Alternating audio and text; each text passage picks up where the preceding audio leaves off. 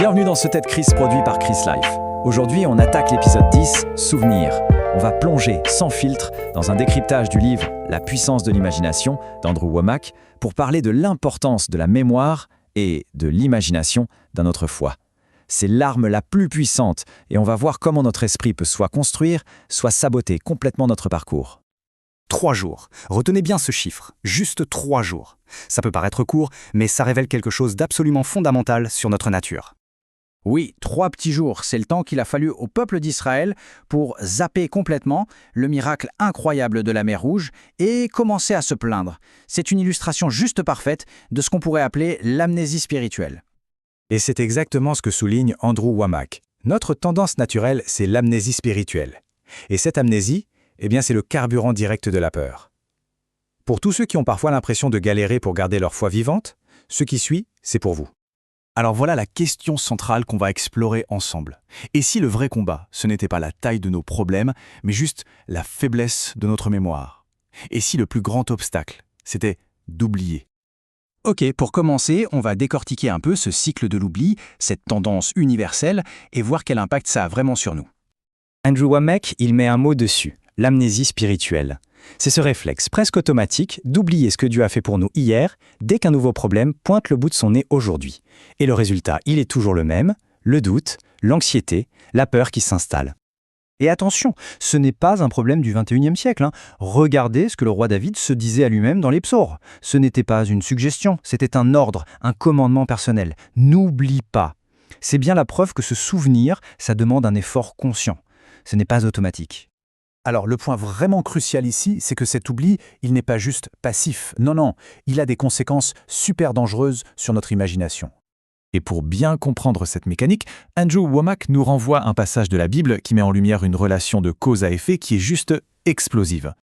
Là, on voit une véritable réaction en chaîne. Tout part d'un manque de reconnaissance, d'un manque de gratitude. Et ça mène directement à quoi? À des pensées vaines, à une imagination qui part dans tous les sens, et au final, à un cœur qui se retrouve dans le noir. Et ce tableau, il illustre parfaitement les deux chemins possibles. D'un côté, la gratitude. C'est le carburant qui glorifie Dieu, qui allume la lumière dans notre cœur et qui nourrit notre foi. De l'autre côté, l'ingratitude.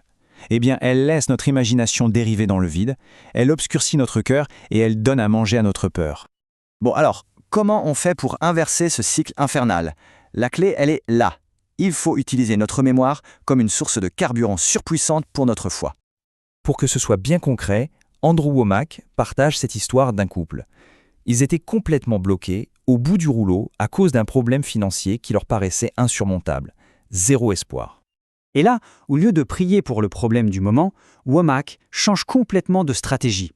Il commence à leur rappeler leur propre histoire. Comment Dieu les avait sortis de l'addiction. Comment il les avait sortis de la rue. Il a littéralement réactivé leur mémoire. Et la réaction a été immédiate, boum. En se souvenant de leur victoire passée, leur perspective a changé du tout au tout. Leur déclaration est devenue un cri de foi. C'est le souvenir qui a transformé leur présent. Voilà la clé. C'est ça, la puissance de la mémoire intentionnelle. Ce n'est pas juste se rappeler vaguement, c'est choisir délibérément de diriger son imagination vers les preuves de la fidélité de Dieu pour nourrir sa foi. Et même le grand roi David avait tout compris. Il ne priait pas seulement pour que le peuple se souvienne, il priait pour que ce souvenir soit gravé, conservé dans l'imagination des pensées du cœur. Il voulait carrément verrouiller la mémoire à l'imagination. Ok, mais alors, concrètement, comment on met ça en pratique dans nos vies? Andrew Womack, il propose une stratégie super claire et surtout applicable. C'est un défi simple, en 2 étapes. D'abord, il faut prendre la décision. C'est un choix. Il faut se dire, ok, je décide de devenir un gardien de ma mémoire. Et ensuite, l'action. Chaque matin, la toute première chose à faire, avant même de penser aux problèmes de la journée, c'est de choisir une victoire passée et de la rejouer en boucle dans son imagination. Ressentir la joie, la reconnaissance. Le vrai défi, en fait, c'est de prendre le contrôle de son imagination dès aujourd'hui. Ne plus la laisser dériver vers l'oubli et le négatif. C'est ça le vrai combat.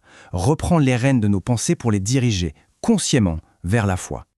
Et si on veut savoir comment aligner ce qu'on croit dans sa tête avec ce qu'on voit dans sa vie, le livre « La puissance de l'imagination » d'Andrew Womack est vraiment la clé. Il explique comment l'imagination est ce pont entre la promesse spirituelle et la manifestation physique. Ma prière, c'est que le Seigneur aide chacun à exploiter le plein potentiel de son imagination pour vivre ses exaucements. Voilà, si ce décryptage a parlé, le meilleur moyen de soutenir, c'est de s'abonner, de liker, de laisser un commentaire.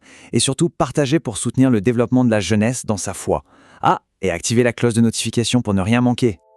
Et préparez-vous parce que dans le prochain épisode, le numéro 11, on va aborder un thème qui risque de tout retourner. Impossible de perdre pour gagner. À très vite.